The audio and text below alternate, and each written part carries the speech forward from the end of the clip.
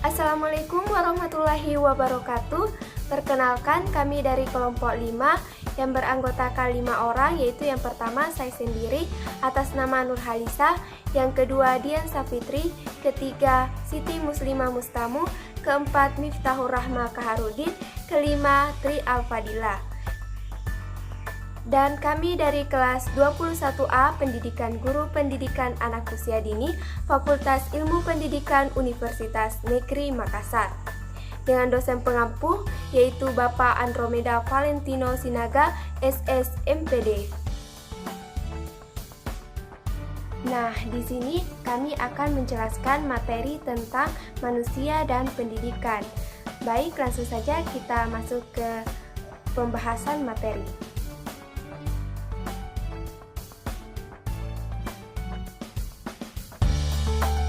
Saya Dian Safitri akan menjelaskan tentang hakikat manusia. Manusia adalah makhluk yang pandai bertanya, bahkan mempertanyakan dirinya, keberadaannya, dan dunia seluruhnya.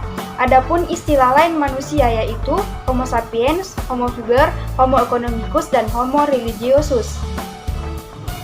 Adapun manusia menurut pola pemikirannya. Yang pertama, pemikiran biologis. Manusia dan kemampuan kreatifnya dikaji dari struktur fisiologisnya. Meskipun ada kesamaan dengan binatang, tapi ada yang khas dari aktivitasnya, yaitu bahasa, posisi vertikal tubuhnya, dan ritme pertumbuhannya. Ketiga, pemikiran psikologis. 1. Menurut aliran psikoanalisa, manusia pada dasarnya digerakkan dari dorongan dari dalam yang bersifat intrinsik. 2. Menurut aliran humanistik, menentang aliran psikoanalisa, manusia itu rasional, tersosialisasi, dan dapat menentukan nasibnya sendiri. 3. Bioforistik, manusia merupakan makhluk reaktif yang tingkah lakunya dikontrol oleh faktor luar. Keempat, pemikiran sosial budaya.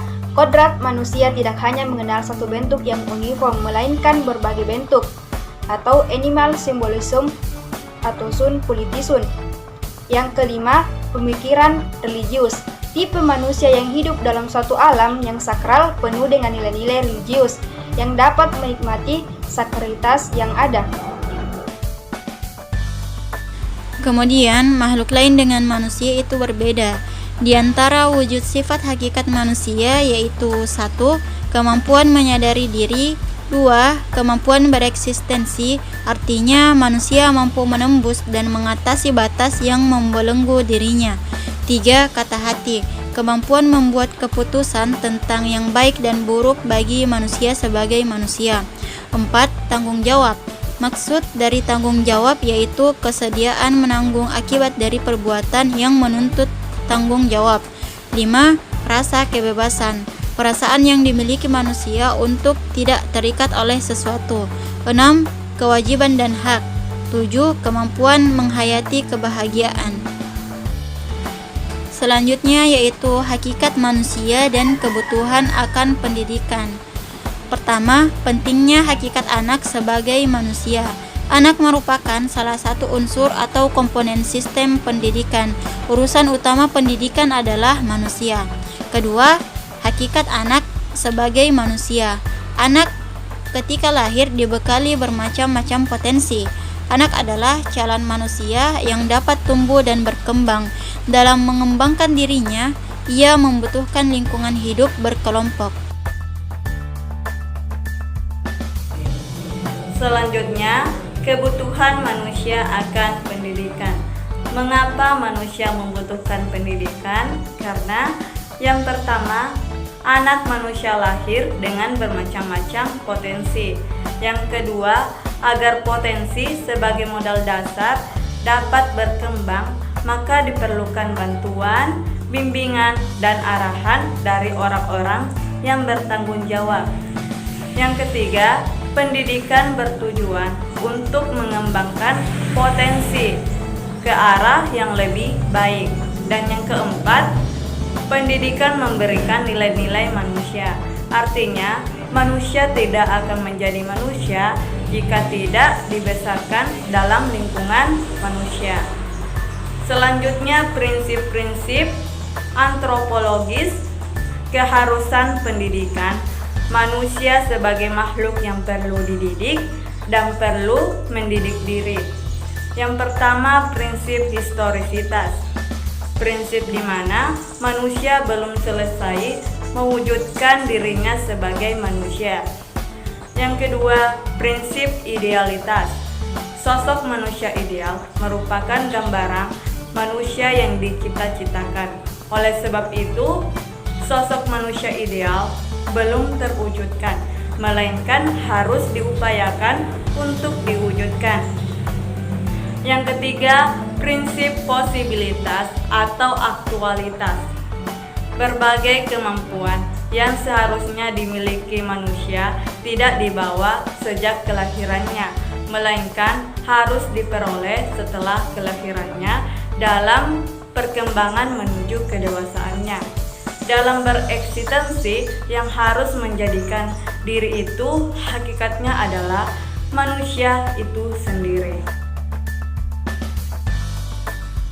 Prinsip-prinsip kemungkinan pendidikan manusia sebagai makhluk yang dapat dididik. Terdapat 5 prinsip, yaitu yang pertama, prinsip potensialitas.